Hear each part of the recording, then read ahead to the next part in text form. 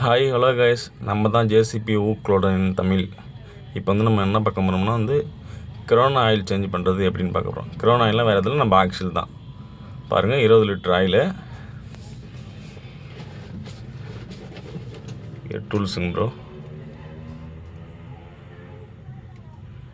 நம்ம பெரிய ஜேசிபி, நம்ம பெரிய டயர் க்ரௌன் இருக்குது பார்த்தீங்களா, அதில் வந்து அலாயிங் போல்ட் இருக்கும். அந்த சைஸ் வந்து 14 எடுத்து போட்டு கொஞ்சம் டைட்டாக இருக்கும். கொஞ்சம் ஓரளவுக்கு நம்ம பிட்ராடை வச்சு கொஞ்சம் லூஸ் பண்ணிக்கோங்க. அந்த போல் பொறுமையாகவே அடித்தா பிரச்சனை இல்லை. வேகமாக அடித்தா மரம் ஸ்லிப் ஆகிடும். பொறுமையாகவே அடிங்க, ஒன்றும் பிரச்சனை இல்லை. அடித்து லூஸ் பண்ணிட்டு கையில் பொறுமையாக திருவுங்க. அதேமாரி அந்தாண்ட டயருக்கும் போய் அதேமாரி லூஸ் பண்ணிக்கோங்க. முடிஞ்ச அளவுக்கு பொறுமையாகவே கழட்டுங்க. ஸ்லிப்பாச்சுன்னா அப்புறம் ஒன்றும் பண்ண முடியாது. அதேமாதிரி நம்ம வண்டிக்கு அடியில் போயிட்டு நம்ம க்ரோன் இருக்குது பார்த்திங்களா, ஆக்சியில், அதில் வந்து பெரிய போல்டு, மெயின் போல்டு இருக்கும். அது வந்து 32 பிட்டு வச்சு முடிஞ்ச அளவுக்கு கழட்டுங்க. அதாவது ரொம்ப டைட்டாக இருக்கும். முடிஞ்ச அளவுக்கு பொறுமையாக கழட்டுங்க. அப்படி இல்லையா, ஒரு சுற்றி வச்சு அது போல் அடித்து முடிஞ்ச அளவுக்கு பொறுமையாகவே அடிங்க, ஒன்றும் பிரச்சனை இல்லை. பொறுமையாகவே அடித்து பொறுமையாக கழட்டுங்க. ஏன்னா மரக்கிற ஸ்லிப் ஆகிடுச்சுன்னா நம்மளால் ஒன்றும் பண்ண முடியாதுங்க ப்ரோ. கழட்டி விட்டு பொறுமையாக கழட்டிங்க. பக்கெட்டு கொஞ்சம் தூரமாக வச்சு பொறுமையாக போல்டு கழட்டி முடிஞ்ச அளவுக்கு பக்கெட்டு கொஞ்சம் தூரம் வச்சு பிடிங்க. பார்த்துக்கலாம் ப்ரோ எப்படி வருது ஆயிலு. இந்தமாரிலாம் ஆயில் இருந்துச்சுன்னா ப்ரோ, க்ரௌன் வந்து நம்ம சப்போஸ் நம்ம ஒன் சைடு பிரேக் அடிக்கும் போதோ, இல்லை நம்ம வந்து ரன்னிங்கில் எங்கன்னா போகும்போதோ, வேகமாக வண்டி யூஸ் பண்ணும்போது, ரன்னிங்கில் இருக்கும்போது, இந்தமாரி ஆயில் வந்து பசப்பு தன்மை இருந்தால் தான் ப்ரோ வந்து நமக்கு வந்து நம்ம வந்து க்ரௌன் வந்து நமக்கு லைஃப் வரும். இது பாருங்கள் ப்ரோ, பச்சை தண்ணி மாரி இருக்குது. இந்தமாரிலாம் இருந்தால் முடிஞ்ச அளவுக்கு நீங்கள் ஆயில் வந்து ஹவர்ஸ் முடிஞ்ச அளவுக்கு நீங்கள் மாற்றினா தான் நம்ம வண்டியும் சேஃப்டாக இருக்கும், நம்ம க்ரௌனாக எல்லாமே சேஃப்டியாக இருக்கும் ப்ரோ. முடிஞ்ச அளவுக்கு ஹவர்ஸ் எந்தெந்த ஆயில் மாற்றணுமோ அந்தந்த ஆயில் மாற்றிக்குங்க. நீங்களே பாருங்கள் எப்படி வருது ஆயில். தண்ணி மாரி ஒழுகுது. அங்கே பாருங்கள், சைடில் ஒழுகுறது மட்டும் பாருங்கள். மழை தண்ணி ஒழுகுது, அந்தமாரி ஒழுகுது பாருங்கள்.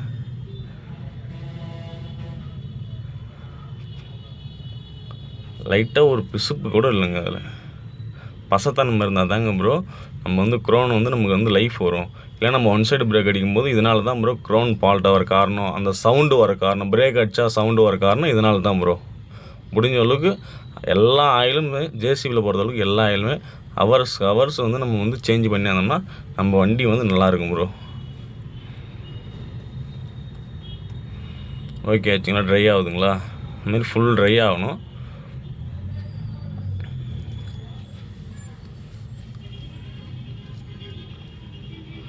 ஃபுல்லாக ட்ரை ஆனதுக்கப்புறம் வெளியில் வந்து டயர் திருப்பி நம்ம மேலே வந்து கழட்டி லூஸ் பண்ணோம்ல, அதே அந்த போல்டு வந்து கீழ் பக்கமாக வச்சு நம்ம திருப்பினோம்னா அதுலேருந்தே ஆயில் வரும் ப்ரோ. அந்த ஆயிலை நம்ம வந்து மொத்தமாக எடுத்துடணும் ப்ரோ.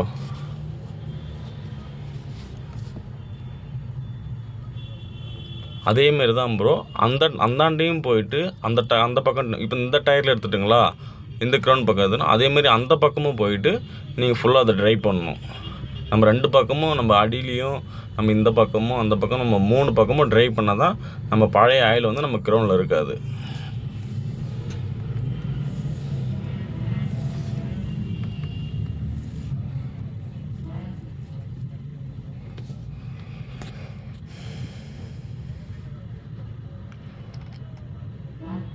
ஓகே, ட்ரை ஆகிடுச்சிங்களா ஃபுல்லாக? அப்போது அங்கே பாருங்கள்,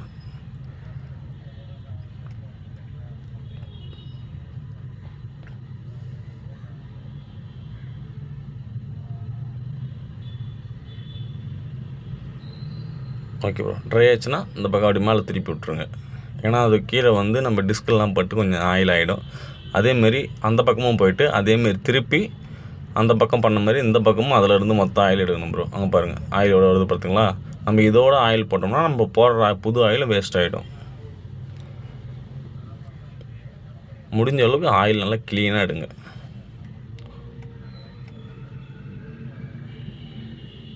யாருமே எந்த ஒரு விஷயத்தையும் அவசரமாக பண்ணாதுங்க. எல்லா விஷயத்தையும் பொறுமையாக பண்ணால் எல்லாமே நல்லதாக இருக்கும். அவ்வளோதான். அது ஆயில் ட்ரை ஆனோடனே அந்த மாதிரி திருப்பி விட்ருங்க.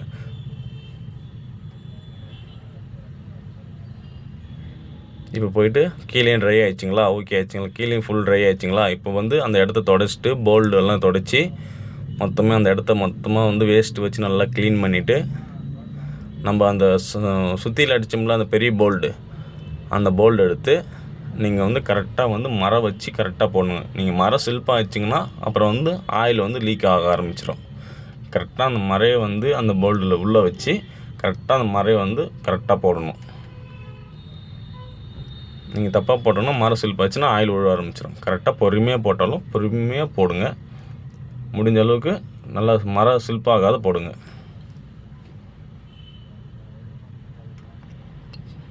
போட்டு அந்த 32 பிட்டு வச்சு டைட் பண்ணிடலாங்க ப்ரோ.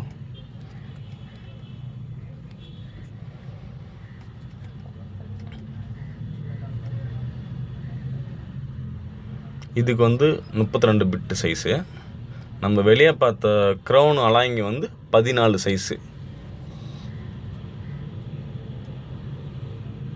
இருக்கிறதுல பெரிய அலாய்ங்க அதுதான் 14 க்ரௌனுக்கு வர்றது. அது வந்து 14, இது 32.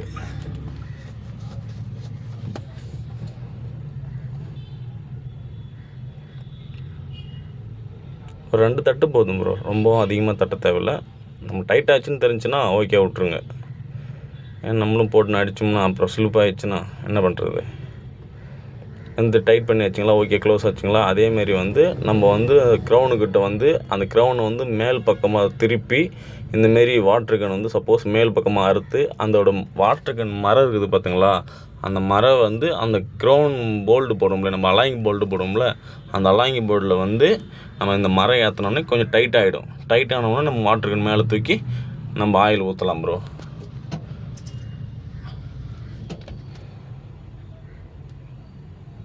ஆயில் பாருங்கள், 20 லிட்டர் ஆயில்.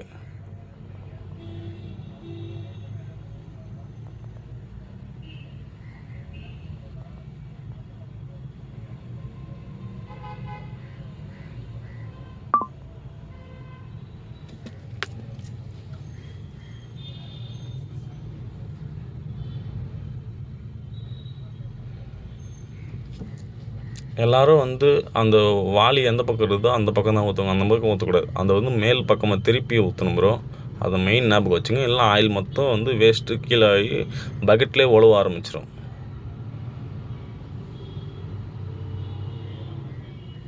பாருங்கள், மேல் பக்கம் தான் தூக்கி ஊற்றணும்.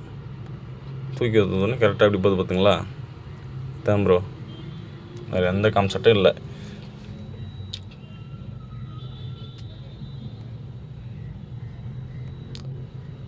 க்ரௌனை நம்ம வந்து பராமரிச்சுன்னு இருந்தோம்னா நம்ம அந்த க்ரௌனில் வர பிரேக் அடித்தா ஒரு சவுண்டு வரும் பார்த்திங்களா, அந்த சவுண்டு, இந்தமாரி நம்ம ஒன் சைடு அடிக்கும்போது ஒரு சவுண்டு வரும்ல, அந்த சவுண்டு, எந்த ஒரு சவுண்டுமே வராது ப்ரோ.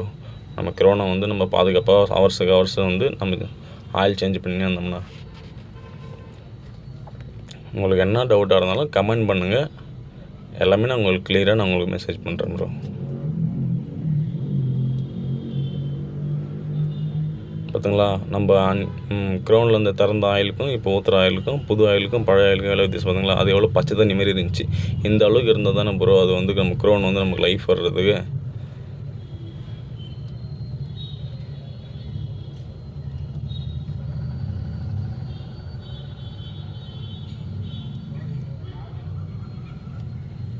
பார்த்து பொறுமையாக ஊற்றுங்க.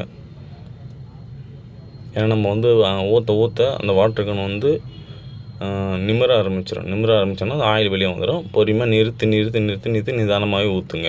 ஊற்றிட்டு நிறுத்துங்க. அந்தமாதிரி நிறுத்தினே இருந்தால் தான் நமக்கு ஊற்றும் போது கரெக்டாக இருக்கும். ஆயிலும் பொறுமையாக உள்ளே இறங்கும். ஏன்னா அது வந்து சின்ன ஹோல்ஸு, அதில் வந்து பொறுமையாக தான் ஆயில் உள்ளே இறங்கும். நம்ம பொறுமையாக நிதானமாக தான் ஊற்றணும். பாருங்கள், நான் கை வைக்கலாம் பாருங்கள், முன்னாடி வந்துட்டுருக்கோம் அது வெளியே. பாருங்கள், பொறுமையாக தான் இறங்கும். வந்து பொறுமையாக நிதானமாக ஊற்றுங்க.